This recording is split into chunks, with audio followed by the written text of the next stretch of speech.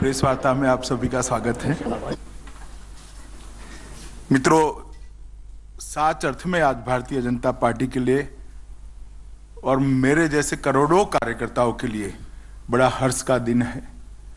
उत्तर पूर्व में भारतीय जनता पार्टी की ये सफलता भारतीय जनता पार्टी के लिए कई दृष्टि से मायने रखती है।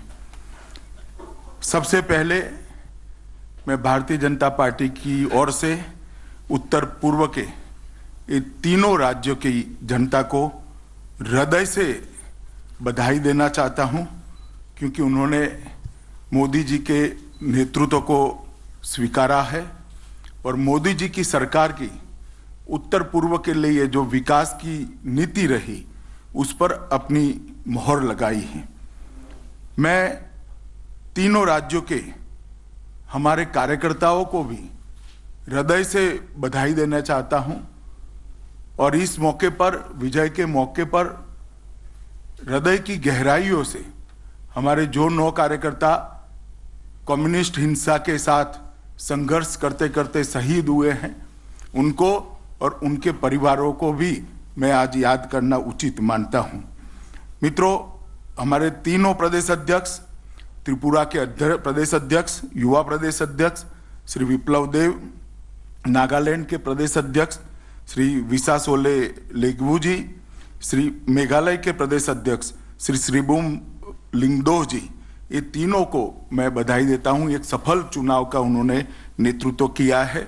श्री राम माधव जी, श्री सुनील देवधर जी, श्री हेमंत शर्मा जी, श्री नलिन कोहली जी, श्री किरण रिज्जू जी और अल्फोंस जी को भी मैं हृदय से बधाई देना चाहता हूं। ये सारे हमारे कार्यकर्ता बहुत लंबे समय से वहां पर काम कर रहे हैं।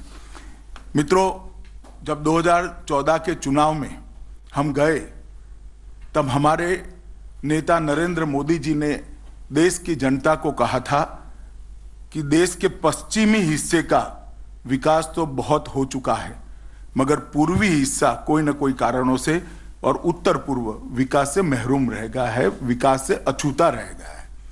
अगर हमारी सरकार बनती है तो हमारी ये प्रायोरिटी रहेगी कि पूर्वी राज्य और उत्तर पूर्व के अंदर हम विकास को पहुंचाने का प्रयास करेंगे। श्री नरेंद्र मोदी ने शपथ लेने के तुरंत ही बाद ही एक्ट ईस्ट पॉलिसी को एक्टिव कर नॉर्थ ईस्ट के अंदर विकास को पहुंचाने की शुरुआत की। मोरारजी देसाई के बाद नॉर्थ ईस्ट काउंसिल की मीटिंग शिलोंग के अंदर करने वाले पहले प्रधानमंत्री श्री नरेंद्र मोदी थे। हर 15 दिन में केंद्र सरकार के एक मंत्री किसी न किसी राज्य के अंदर अपना दौरा विकास कार्यक्रमों के तहत कर रहे थे। पैसा तो हर बार आवंटित होता था। मोदी जी के नेतृत्व और सफल नीतियों के कारण पैसा विकास में परिवर्तित होने लगा और वहां पर विकास पहुंचा। मैं मानता हूं कि प्रधानमंत्री जी की नीतियों की ही जीत है और उस पर आज नॉर्थ ईस्ट की ये तीनों राज्यों ने बड़ी मोहर लगाई है। जहां तक त्रिपुरा का सवाल है, 2013 के चुनाव में भारतीय जनता पार्टी को 1.3% मतलब 1.3% वोट मिला था। एक भी सीट नहीं थी और सिर्फ एक सीट पर जमानत हमारी बची थी। उससे छलांग लगाकर आज एनडीए की 43 सीट हुई है। भारतीय जनता पार्टी की पूर्ण बहुमत की सरकार हुई है और हम लगभग 50% के वोट को क्रॉस कर चुके हैं। ये कंटिन्यूअसली मोदी जी के नेतृत्व में तीसरा चुनाव है। गुजरात, हिमाचल और त्रिपुरा, जहां 49 से 50% तक वोट हमें मिला है। मैं मानता हूं चुनावी राजनीति में ये बहुत बड़ी उपलब्धि है। हमारे कार्यकर्ताओं ने त्रिपुरा में बड़े डटकर कम्युनिस्ट हिंसा का सामना किया और कई कार्यकर्ता हमारे शहीद भी हुए, मगर हर बूथ को उन्होंने बुनकर आज ये बहुत बड़ा परिवर्तन किया है। वहां हमारी पार्टी ने नारा दिया था, चलो पलटाई। त्रिपुरा की जनता ने परिवर्तन कर दिया है। त्रिपुरा की जनता ने आज वहां भारतीय जनता पार्टी को पूर्ण बहुमत दिया है। मैं एक बात यहां स्पष्ट करना उचित मानता हूं, भले भारतीय जनता पार्टी का पूर्ण बहुमत हो, हमारी परंपरा के अनुसार हम साथी दल को सरकार में साथ में लेकर आगे बढ़ेंगे। उनके भी मंत्री हमारी सरकार में हिस्सेदार होंगे। नागालैंड के अंदर भी भारतीय जनता पार्टी को 2013 के चुनाव में 1.8% वोट मिला था और 1 सीट मिली थी। आज उसकी जगह भारतीय जनता पार्टी को 10 सीटें मिली हैं और 12.1% वोट सिर्फ 15 सीटों पर मिला है। सिर्फ 15 सीटों पर 12.1% वोट मिला है और एनडीए के वोट का योग करते हैं तो 37.8% वोट अब तक मिल चुका है। अभी काउंटिंग कुछ सीटों पर चालू है। मेघालय के अंदर भी भारतीय जनता पार्टी और एनडीए हमारे साथी दलों को बहुत बड़ी सफलता मिली है और वहां पर भी परिवर्तन का जनादेश हमें दिखाई पड़ता है। मेघालय के अंदर हमारे साथी दलों ने काफी अच्छा परफॉर्म किया है, भारतीय जनता पार्टी ने भी अच्छा परफॉर्म किया है और कांग्रेस को वहां पर बहुमत नहीं मिला है। मैं मानता हूं ये तीनों राज्यों के चुनाव नतीजे आने वाले कर्नाटक और 2019 के चुनाव के परिणाम के द्योतक है, उसके परिचायक है। एक जमाना था जब माना जाता था कि भारतीय जनता पार्टी हिंदी बेल्ट की पार्टी है, मगर आज महाराष्ट्र, गुजरात, उड़ीसा, त्रिपुरा, मणिपुर, बहुत सारे राज्यों के अंदर भारतीय जनता पार्टी ने अपनी जीत दर्ज की है और कर्नाटक के लिए हम बहुत बड़े विजय के लिए तैयारी के साथ कर्नाटक के चुनाव के मैदान में जा रहे हैं।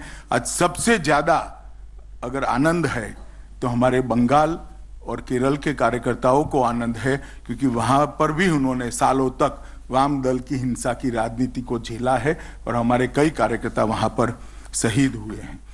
मित्रों, त्रिपुरा की जीत अपने आप में ऐतिहासिक जीत है। तीनों राज्यों में कांग्रेस को नकारा गया है। त्रिपुरा और नागालैंड को कांग्रेस को 0 सीट मिली है, खाता नहीं खुला है कांग्रेस पार्टी का और ढेर सारी सीटों पर उनकी जमानतें जब्त हो चुकी हैं। यही बताता है कि देश की जनता मोदी जी के नेतृत्व में भारतीय जनता पार्टी के साथ जा रही है। जहां तक लेफ्ट पार्टी का सवाल है, ये सिद्ध हो चुका है लेफ्ट भारत के किसी भी हिस्से के लिए राइट नहीं है।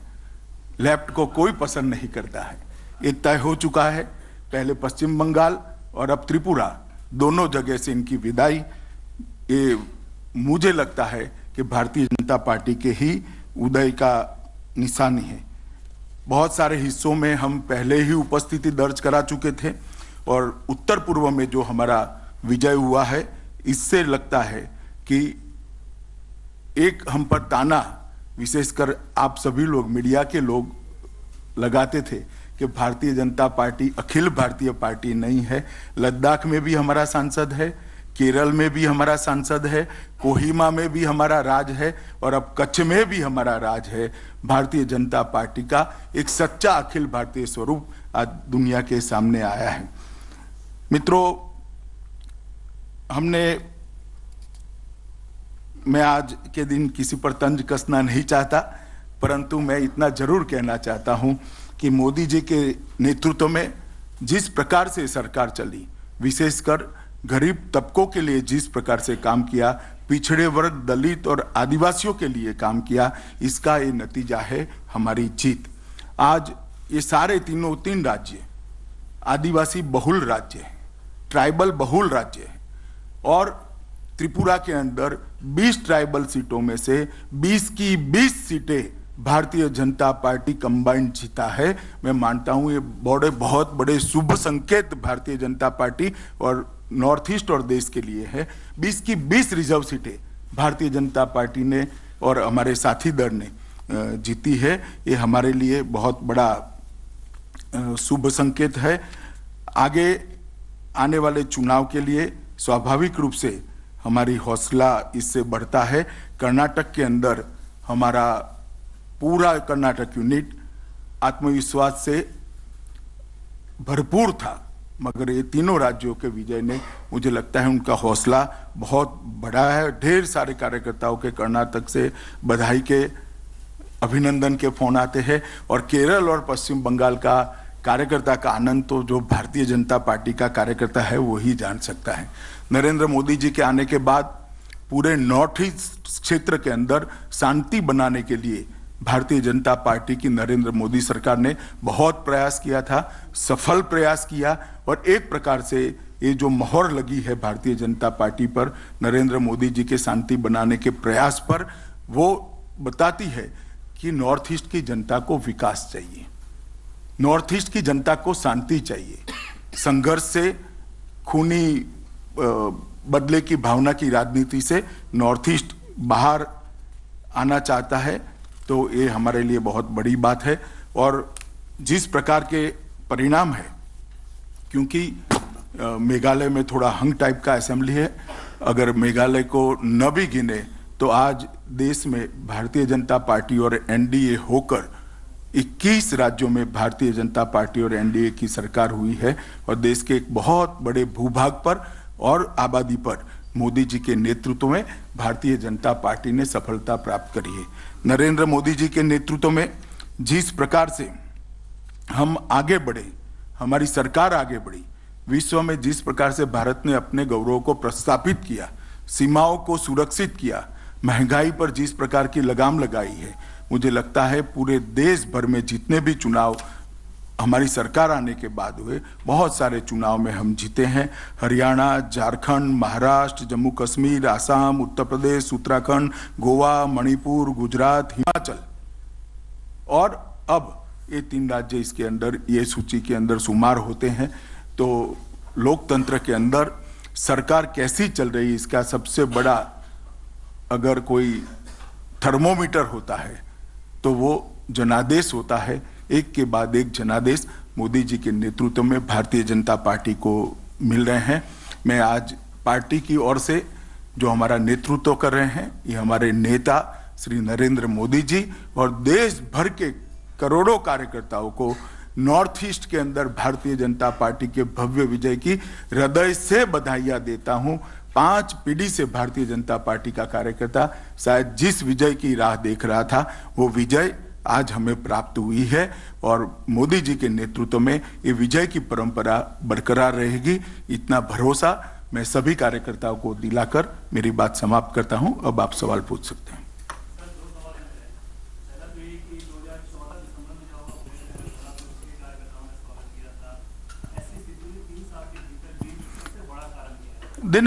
देखिए, मैंने कहा ना कि सबसे पहला बड़ा कारण है कि नॉर्थ ईस्ट के लिए पैसे आवंटित होते थे मगर विकास नहीं होता था।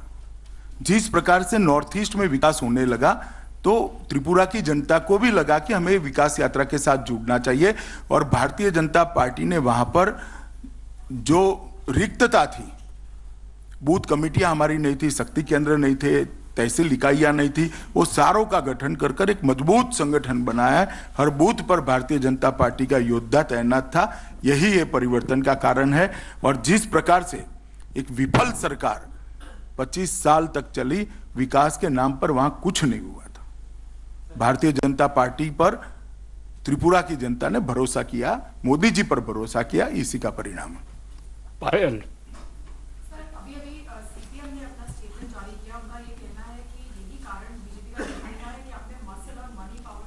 स्वाभाविक है, क्योंकि इस बार वीवीपैट था तो ईवीएम का तो कारण नहीं दे सकते थे। विकास भदौरिया। छुपाने की जरूरत भी नहीं है भैया, खुशी जाहिर करने का दिन है आज। अमित, न्यूज़ 24। ये भूमिका बना रहा है। बोले ठाकुर साहब।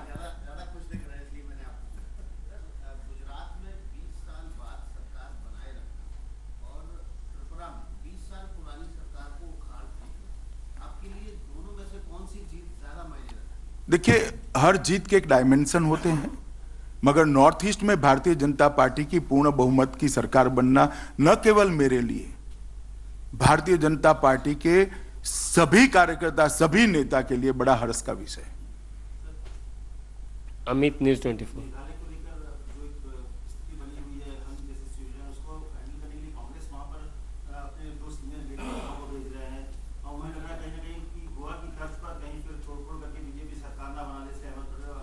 नहीं, तोड़फोड़ करने का सवाल ही नहीं है। कांग्रेस को वहां पूर्ण बहुमत मिला ही नहीं। तोड़फोड़ किस चीज की भैया? वहां ऑलरेडी हंग है, विधायक जिसका समर्थन करेंगे उसकी सरकार बनेगी, तोड़फोड़ कहां आता है? तो वो किस लिए गए वहां पर? मारिया शकील।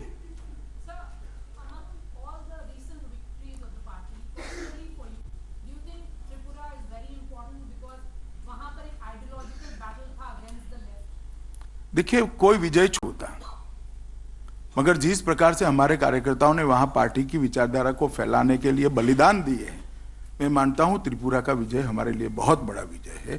हमारे 9 कार्यकर्ता रिसेंट 2 साल के अंदर अपनी जान गंवाए, और आज मैं मानता हूं कि उन कार्यकर्ताओं की आत्मा को भी बहुत सुकून मिलेगा जहां होंगे वहां पर, कि आज त्रिपुरा के अंदर भारतीय जनता पार्टी की सरकार बनी है। हिमांशु मिश्रा।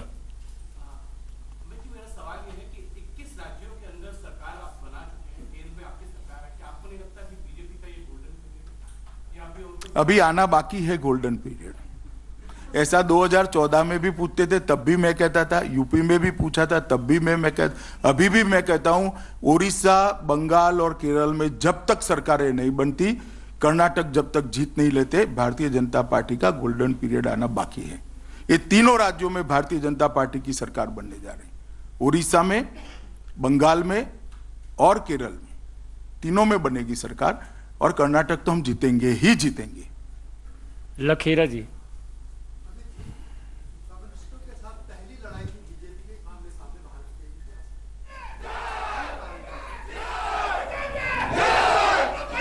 देखिए, सबसे बड़ा कारण यह है कि कम्युनिस्ट शासन जिस प्रकार से चले, वो राज्य गरीबी में से सबसे नीचे से पहले नंबर पर होते। और दूसरा कारण, हमने एक भरोसा जनता के दिल में मोदी जी के नेतृत्व में खड़ा करने में हम सफल हुए हैं। मोदी जी सफल हुए हैं कि अब देश में पॉलिटिक्स ऑफ परफॉर्मेंस चलेगी, पॉलिटिक्स ऑफ डेवलपमेंट चलेगी, और इसको सर्वदूर देश में हर हिस्से में से उसको समर्थन प्राप्त हो। प्रमोद मजमूदार।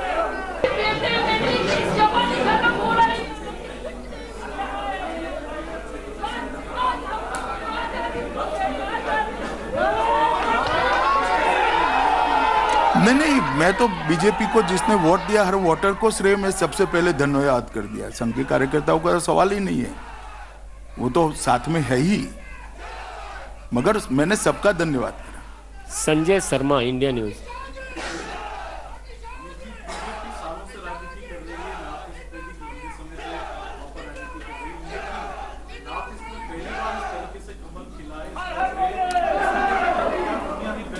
नहीं, कमियों का सवाल नहीं है भैया। देखिए, एक कोई पहला विजय भी नहीं है। हम असम में भी जीते हैं, मणिपुर में भी जीते हैं, और अच्छी तरीके से जीते हैं, मगर आज तीनों राज्यों में जिस प्रकार के परिणाम आए, हमारे लिए हर्ष का विषय है।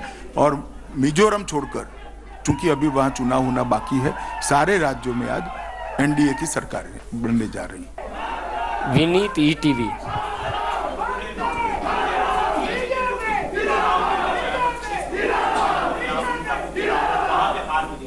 अरे वो ठीक है भैया, मैं आपको नहीं समझा सकता। विनीत, राज्यसभा।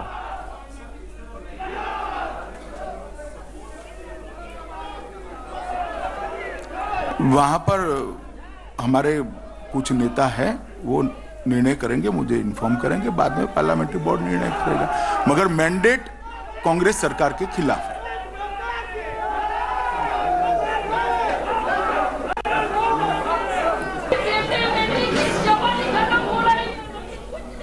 देखिए, अभी वहां पर काउंटिंग चल रहा है, अंतिम आंकड़े इमर्ज होने के बाद ही फैसला लिया जा सकता है, मगर इतना है कि वहां कांग्रेस बिग जीरो है।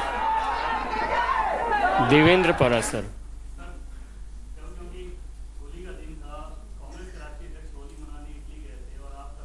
इटली में चुनाव भी है।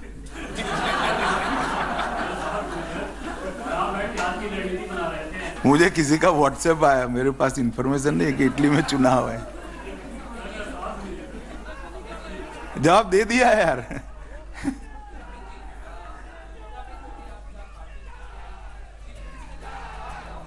वो पार्लियामेंट्री बोर्ड तय करता है। अंतिम सवाल नीरज पांडे। नहीं, पूछने दो भाई।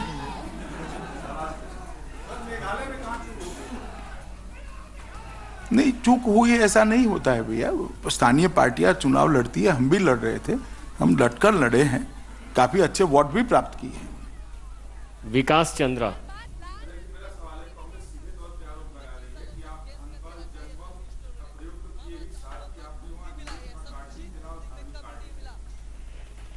चलिए, अब वो ये तो नहीं कहेंगे कि मोदी जी के कारण जीते हैं, कांग्रेस से अपेक्षा तो हो नहीं सकती, तो कुछ ऐसा ही कहेंगे।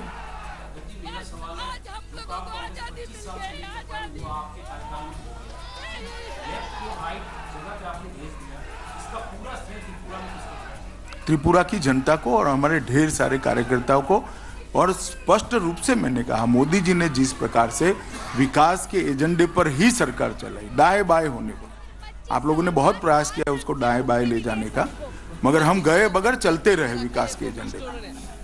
हम लोग को आज मुक्ति मिला है, ऐसा खुशी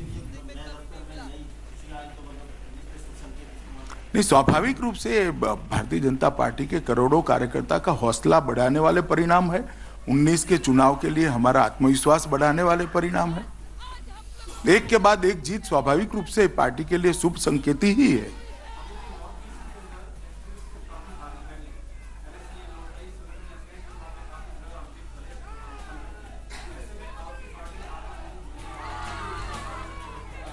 कोई हार्ड लाइन लेने की जरूरत नहीं है। शपथ से ही मैसेज जाता है। मणिपुर में आज तक एक भी बंद नहीं हुआ, कोई हार्ड लाइन नहीं ली, उल्टा रिलैक्स करा है, मगर एक भी बंद नहीं हुआ। बहुत बहुत धन्यवाद।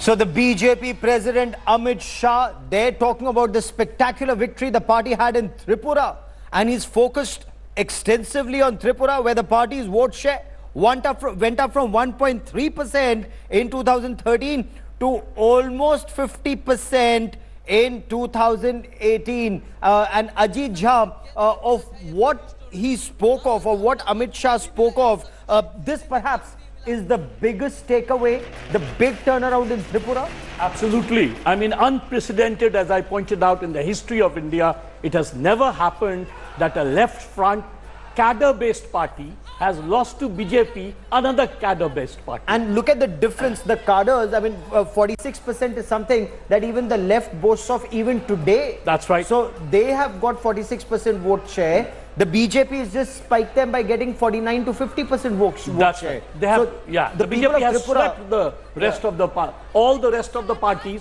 No other party has won. No except Congress. No Congress. Congress has got a 0 in Tripura and in Nagaland. So Congress has scored a duck in both these states. So it's a clean sweep. In fact, in some ways, the Tripura victory is almost reflective of the Uttar Pradesh victory, where the BJP got 325 seats, and the 2014 unprecedented win by the NDA government. It shows that the juggernaut, that realignment which started in 2014 in the center, all around the Hindi heartland, is now penetrating the northeast in a major way. And as a result, the BJP feels that it's next, it is going to penetrate Karnataka, West Bengal, Odisha, In fact, and Kerala, as Party President Amit Shah pointed that was out. my question to you. That was my question for you. That will this have any impact whatsoever in either Odisha or in Bengal or in Karnataka or in Kerala? Well, look at 2014 once more, Gaurav. In 2014, there are 108 Lok Sabha seats which come under 25 seats in the northeast. Correct. 42 in West Bengal, 20 in Kerala, 21 in Odisha. Altogether 108. If you add Karnataka, it comes to 136. Okay. Out of 108, the BJP had only won 11 seats. Correct. 7 seats in Assam, one more in the northeast, and 2 in West Bengal. That was it. Correct. So that means 1/11 of the Lok Sabha seats had gone to BJP, when the BJP had otherwise got almost 400 seats in the rest of the Elsewhere, country. in the rest of the country. So what the BJP now, if it wants to sort of Repeat 2014. repeat 2014 and 2019, it wants to do a repeat performance in the northeast, because it fails because of long years of anti-incumbency let's say in Madhya Pradesh, And- Rajasthan. And because the BJP will have trouble in Rajasthan, in Madhya Pradesh. It might. It might have, because In given the Uttar long Pradesh. anti-incumbency of 15 years in these states, if it loses out, it lost a few of the seats, let's say in Gujarat, Rajasthan, correct. or in Gujarat, for example, in the assembly polls. So therefore, it's preparing itself for those areas where the BJP did not do so well in 2014, in order to again repeat, as we said, 2014 and So 2019. why has the Congress done so poorly? Because the Northeast was seen as the Congress party bastion at one point of time, barring Tripura, which was the left bastion. Right, right. Why has Congress been wiped out except in Meghalaya, where Ahmed Patel just told my colleague that they will form the government in Meghalaya? Well, we'll see about that. I mean, you know, obviously they have a couple of seats more than the so-called BJP and its allies, but we'll see in that game if the BJP is able to pull what they did in Manipur and Goa.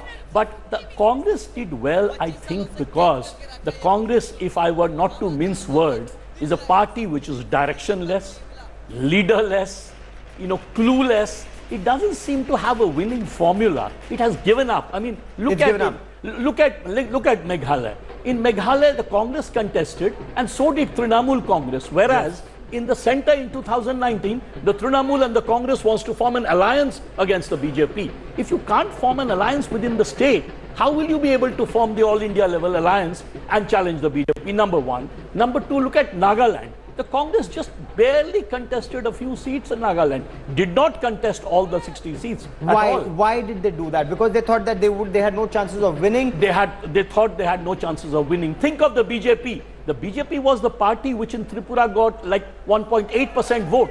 They did not think they had no chance of winning. Right. Every time it gets a challenge, the BJP, it creates that into opportunity. The Congress, every time it gets a challenge, it ends up losing the opportunity. And So then it's many a- would argue कि राहुल गांधी को फिर नानी की याद आ गई. So then he's gone to meet his grandmother. Actually, the Congress lacks what the BJP has, you know, the audacity of ambition.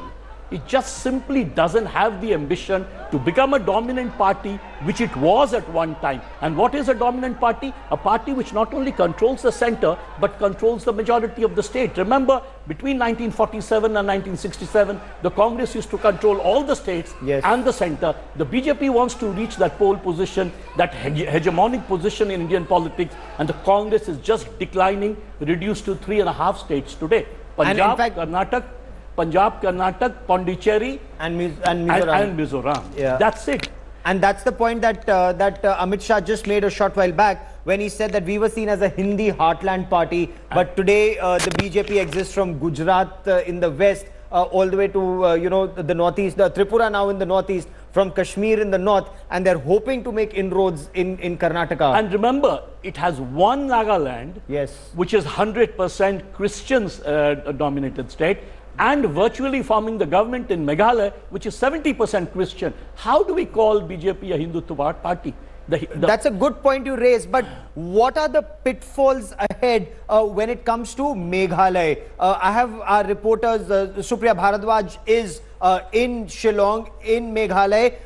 Also with me is Kaushik Deka, my colleague. And Kaushik, Ahmed Patel, just a short while back, he told Supriya Bharadwaj that the BJP will not form the government. He is very confident that the Congress will form the government in Meghalaya. So have they learned their lessons, from Goa and what happened in Manipur, or do they have a concrete game plan that they will form the government in Meghalaya?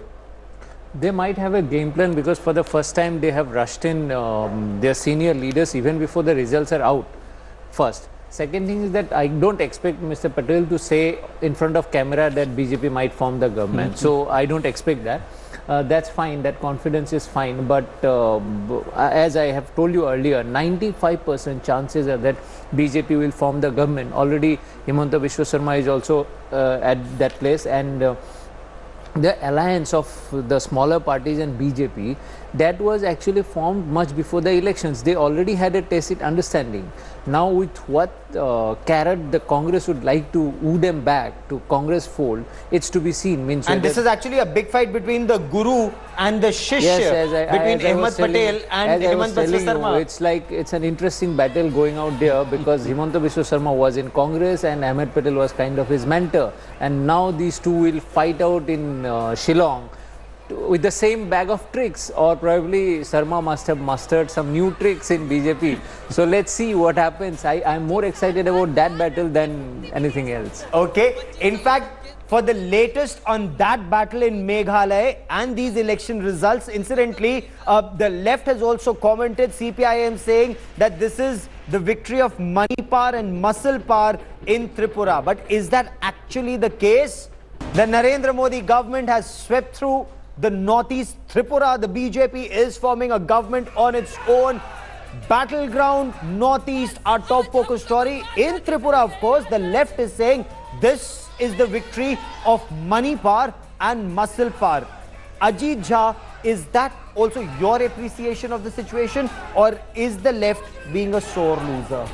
I think the left is being a sore loser here. I mean, Gaurav, it's impossible for anyone in the world to win almost 48% of the vote through money power and muscle power. If that was the case, why didn't they win why did the BJP only get 1.3% in the last polls? Why did it get such a major realignment in the last 4 years? I don't think it was muscle power and money power. I think the left has become a party of the past.